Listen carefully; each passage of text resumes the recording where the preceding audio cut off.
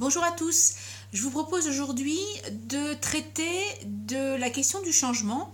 On avait vu dans la vidéo numéro 12 pourquoi il est difficile de changer et aujourd'hui je vais vous proposer d'explorer justement le changement à travers ce qu'on appelle l'outil, la matrice du changement qui peut vous permettre à sonder un petit peu votre état d'esprit et voir un peu où vous en êtes par rapport à un changement que vous aimeriez prendre ou en tout cas opérer.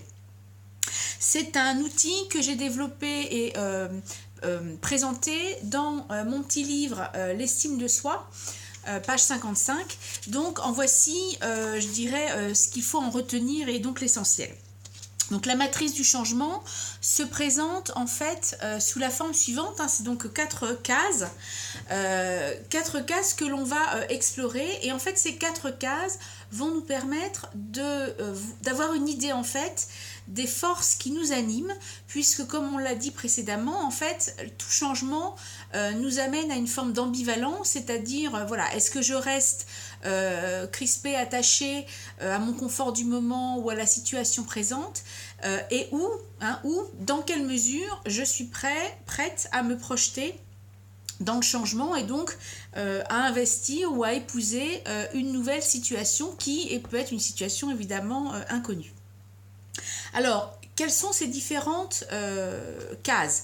Alors, j'ai volontaèrement mis les cases d'une couleur différente, puisqu'on va avoir en fait ici à gauche tout ce qui est de l'ordre des ce qu'on pourrait appeler les forces d'inertie, ce qui va me pousser finalement à ne pas changer, et puis ici plutôt les forces d'évolution ou les forces de changement.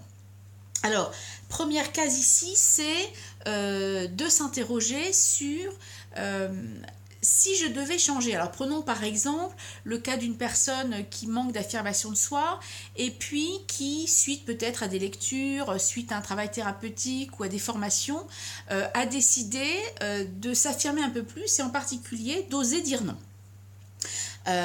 Mais c'est difficile de passer le pas. Voilà. Est-ce que je vais oser dans ma vie personnelle dire non à mes enfants, à mon mari, etc.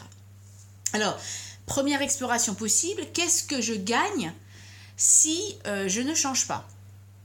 Alors, qu'est-ce que je gagne si je ne change pas? C'est ce qu'on appelle en psychologie les bénéfices secondaires. Alors souvent, ils nous amènent à accéder à une part d'ombre chez nous, à des choses dont on n'est pas forcément fier, pas toujours avouables ou qu'on ne s'avoue pas forcément. Et en l'occurrence, si on reste sur cet exemple, ça peut être par exemple, si je continue à dire oui, eh bien, mes enfants vont continuer à m'aimer, je vais passer pour une gentille maman qui est conciliante, qui est sympa, etc. Donc voilà, ça peut faire partie d'un des éléments en tout cas que je peux explorer ici dans cette case. Et puis en dessous, on va explorer le qu'est-ce que je perds si je change, c'est-à-dire si je me mets à dire non, qu'est-ce qui peut se passer? En face, je vais avoir de la colère, les gens vont insister, ils vont essayer de m'amadouer, donc ils vont peut-être faire appel au chantage affectif, donc ça va être le sujet à des conflits, donc voilà. Donc tout ce qui va m'amener justement à pas me restaurer, mais me confirmer finalement dans la position que j'occupe aujourd'hui, à savoir que je ne sais pas très bien ou je n'ose pas dire non. Ça, c'est premier type d'exploration. Deuxième type d'exploration, ça va être ici. Si je change, c'est-à-dire si j'arrive à dire non, qu'est-ce que je vais gagner? Je vais peut-être gagner du temps pour moi, je vais peut-être gagner une certaine liberté, par exemple. Alors ça, c'est un des éléments, il y en a sans doute d'autres. Et puis ici, dernière case, qu'est-ce que je perds si je ne change pas? C'est-à-dire si je continue à ne pas dire non, qu'est-ce que je perds? Peut-être que les gens vont continuer à me demander des choses, finalement ils profitent de ma gentillesse, j'ai moins de temps pour moi, finalement je me fais vraiment prendre pour une imbécile, donc une image de moi peut-être dégradée. Donc je vais explorer de façon systématique ces 4 cases. Et puis, une fois que j'aurai, je dirais, un tableau le plus exhaustif possible, alors évidemment ça suppose d'avoir une certaine lucidité par rapport à soi-même et puis de ne pas se mentir, donc de vraiment poser sur le papier tout ce qui nous anime, même ce dont, je l'ai dit tout à l'heure, on n'est pas fier. Et puis on va en tirer ici finalement, d'un côté en bleu les forces d'inertie et puis ici en rose les forces de changement. Donc je vais avoir comme une sorte de checklist, une liste comme ça d'un certain nombre d'éléments. Et l'examen de ces différents éléments, je dirais cette façon d'objectiver, d'externaliser ces différents éléments, vont m'amener à avoir, je dirais, une évaluation finalement des forces qui m'animent.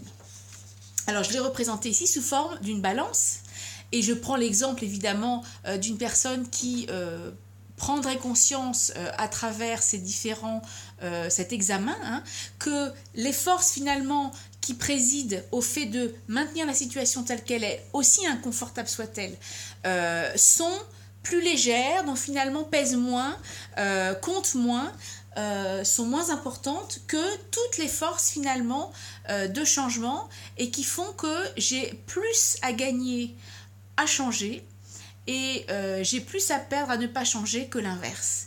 Et donc à partir du moment où la balance pèse du côté du changement, eh bien ça va m'aider justement à me mettre en mouvement et à oser le changement. Et puis si c'est pas le cas, si vous êtes dans le cas inverse, c'est-à-dire que finalement après inspection des différentes forces en présence, vous prenez conscience que non, vous avez encore trop à perdre à changer, ou vous avez vraiment à gagner malgré tout à ne pas changer, eh bien c'est bien comme ça, c'est-à-dire que vous n'êtes pas prêt. Et ce n'est pas grave, peut-être un autre moment sera plus propice, mais en tout cas, c'est d'accepter d'être bienveillant aussi avec votre état du moment, c'est-à-dire voilà, vous n'êtes pas encore prêt, encore mûr à passer le pas, et c'est bien ainsi. Par contre, ce que ça peut mettre en lumière, c'est cette ambivalence qu'on peut avoir parfois, c'est-à-dire on peut être mécontent d'une situation dans laquelle on est toute en prenant conscience qu'on n'est pas prêt à changer. Et là, ce qui est important pour soi-même, mais aussi, je dirais, pour sa vie sociale, que ce soit à la maison ou au travail, si je décide de ne pas changer, j'accepte aussi la situation.